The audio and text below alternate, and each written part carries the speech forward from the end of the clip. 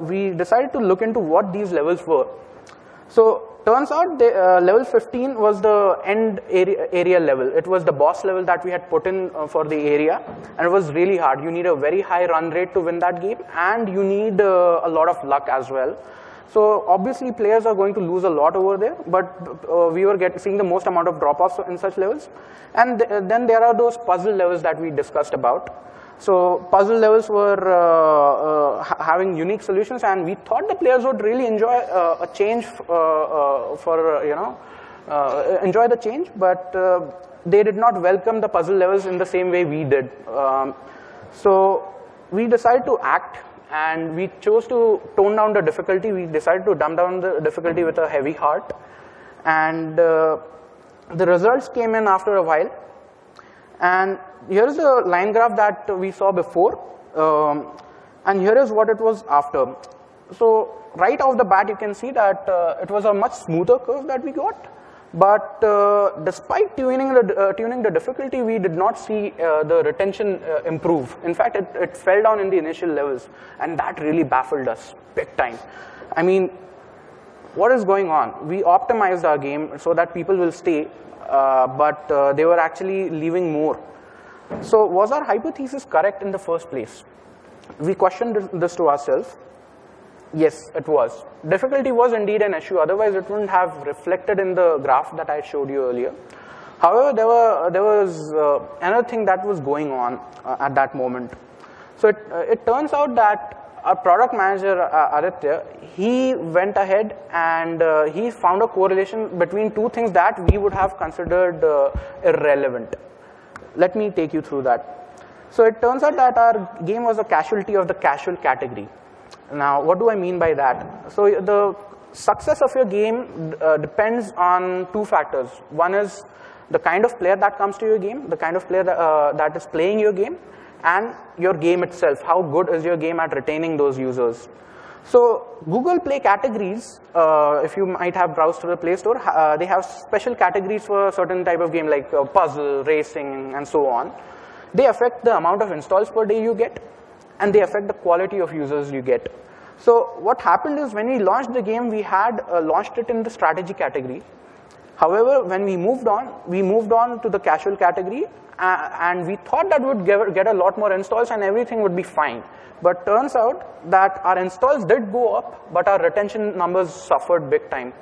And that was purely because people who come to the casual category are expecting rather casual games. Like for example, your typical Candy Crush player, the way I see Candy Crush, it's like a toy. You know, I have seen a lot of players who have never figured out the rules for Candy Crush, but they are on say level 100 of Candy Crush or something like that.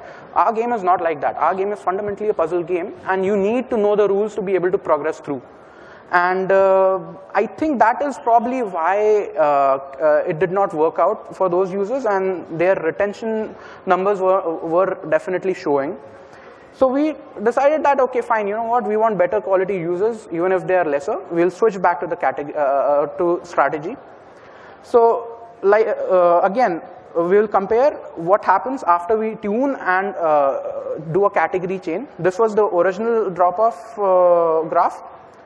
And this is what we got after changing the category and tuning the difficulty. So you can see a much leaner, much smoother curve, and it's we have almost doubled our retention because of this.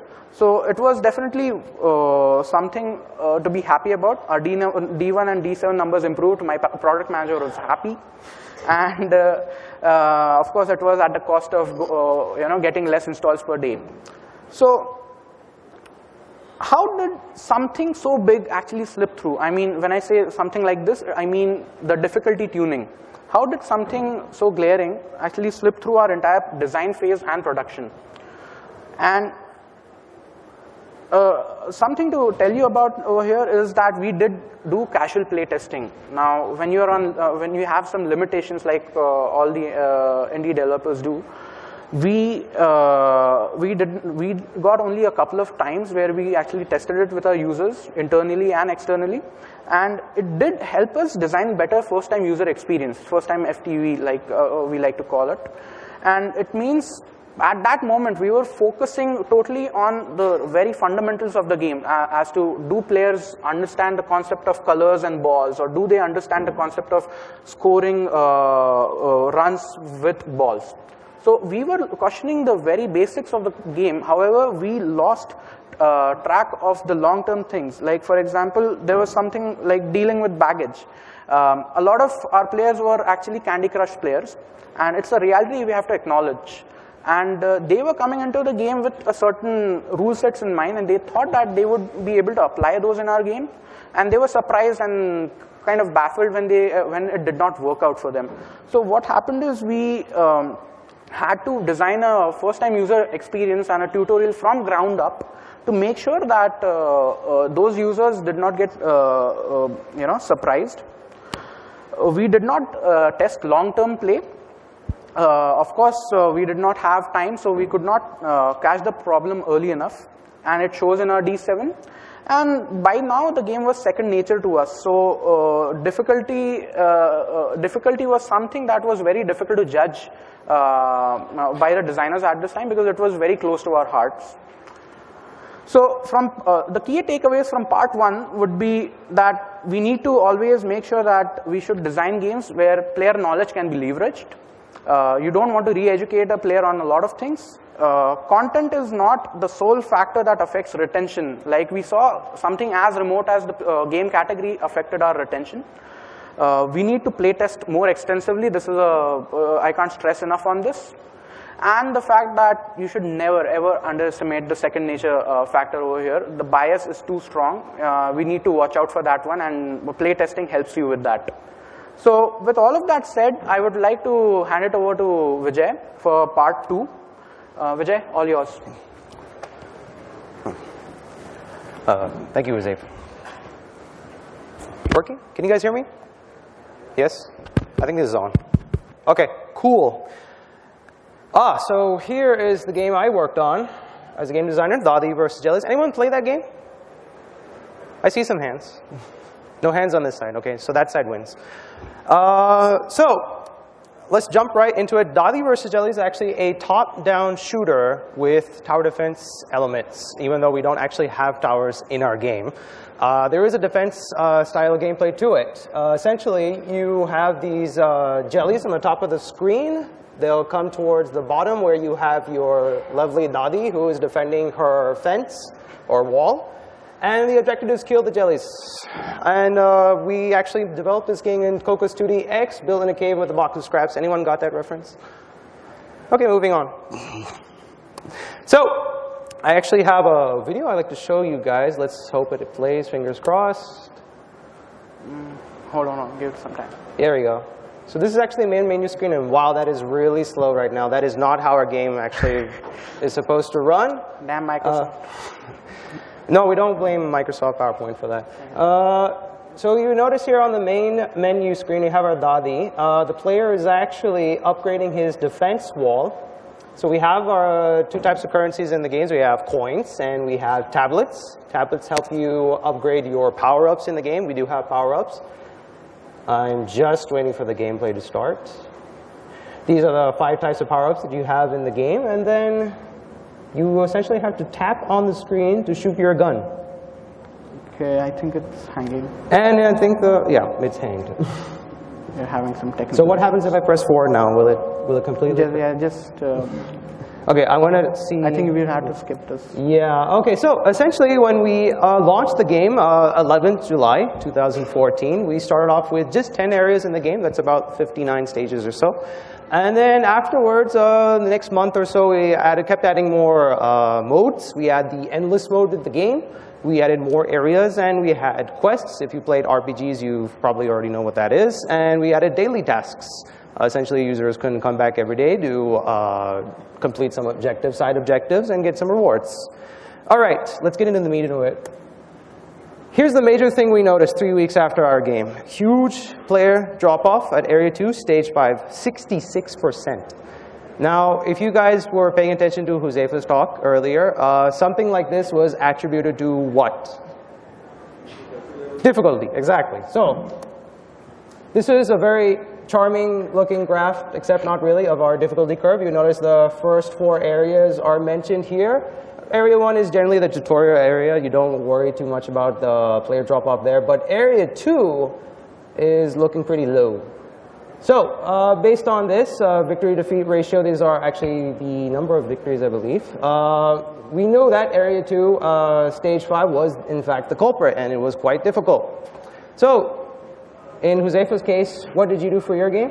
We tuned the difficulty. You tuned the difficulty. What did we do? We did nothing. We did absolutely nothing, and the stage has been like that since launch. There's token.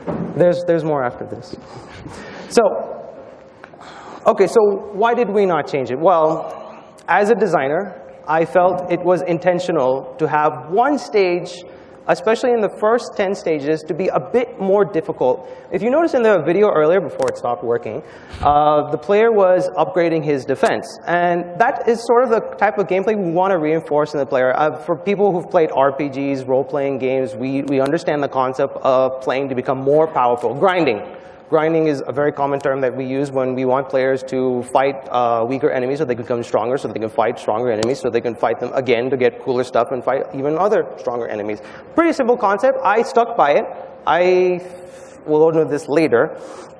But then something else happened. 2 months later, the player drop-off actually improved, meaning it had actually decreased from 66% to 48%. And what the hell happened? Okay, so a couple of things I want to discuss here. Our player data is based on old and new users. So these aren't just completely new players to the game, these are also older players. So they are likely older players who are replaying stages. But why was this happening? Because even though we have that ability to push up updates through P-lists, very similar to Cricket Match, and we also use Amazon Web Services for that, we did not do any tuning specifically for this stage because we felt we wanted to reinforce that difficulty curve because we wanted players to fail a bit earlier so they can replay those stages and become stronger. So we decided to investigate, and this is my game face. Whenever I'm investigating problems, I just get on top of the MacBook and try to figure out what the problem is. But then, of course, we had our product manager, thou who shall not be named again. And of course, Huzaifa was there and our other designers. And what we found out was that 10% of our players were engaged in daily tasks. Daily tasks in our games are essentially finding mystery jellies. These are ordinary looking enemies, but with additional props. They might have like a fancy hat. Anyone play Team Fortress 2? So it's a bit like that. It's like they have we have Hitler jelly, which is awesome, by the way. Hitler is not awesome. Emo jelly. We have? Emo jelly. We have emo jelly. I don't know why we added that, but it seemed nice at that time. And moving on, there about 2 to 3% were engaged with quests. Quests, as I mentioned, are sort of side objectives. They're completely optional. But one key difference between daily tasks and quests is that quests unlock at a much later stage in Area 4. So you might remember me mentioning that players, both old and new, so older players can go back to previous stages. And sure enough, people who are engaged in quests, if they want to go back to older areas, they can. Okay, so looking at this, we decided that daily tasks were the reason they were affecting our difficulty curve. It makes sense because daily tasks in our games will help players improve. They'll give them coins, tablets, the currency I mentioned earlier that helps you improve your power-ups. And it gives you permanent stat boosts as well. You keep those you don't have to buy at all. So based on this, here are the key takeaways. Features-wise, features can work in unexpected ways, if I had to put it bluntly. I won't say that while it was great that we had something like daily tasks and quests to sort of, I won't say auto-tune the difficulty curve per se, but this idea that there was some additional peripheral in the game that was helping players who were having difficulty with this particular stage. But at the same time, if I had to consider tuning that stage, what if stage 5 wasn't stage 5? What if stage 5 was stage 10? I would have definitely had considered that now. but I'm not considering it anytime soon. And also be prepared to experiment in future designs as well. I would actually also like to point out that we did actually tune the difficulty for later stages. Some stages after Area 2 are actually easier. So we did try to make it a little bit harder, but we didn't notice like a huge substantial difference. Like I think it was about 2 to 3% difference in player drop-off. And to conclude, that is it. You guys can catch us at our email IDs. That is not my email ID, Huzaifa. What? Okay, sorry. My email ID is vs@bsp.in. And that is your email ID, right? That okay. was, yeah. Good. So do we have any time for questions? Yeah, we can take a few questions. We like 10 minutes. Somebody has a question there.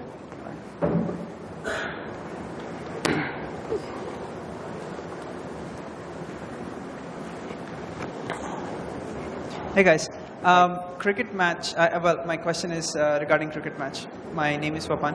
I'm an. Can you speak a little louder? Yeah. Hi. Okay. No, it's working fine. Okay. My question is regarding cricket match. So you guys decided to keep it inside the strategy category in the Google App Store. So why not put it up in the sports category and actually market the game saying that, hey, it's a cricket game, but it has a different twist to it? So that's something that actually happened. Our product manager, Aditya, he was experimenting with a lot of categories during that 1 month phase. And when we put our game in sports category, a lot of people were actually leaving negative reviews on the game, saying that they were expecting a sports game. But what they were getting was a puzzle game with a sports theme on top of it. So we decided to make the switch, and the numbers weren't really worth it at that moment. So that's kind of like what happened. So I hope that answers your question. Just a small follow-up on that. Yeah. So why call it a strategy game over a puzzle game? Actually, we had experimented with the puzzle category as well, but for some reason, people who were playing strategy games were giving us better retention, and the numbers across puzzle and puzzle category and what we call the Casual?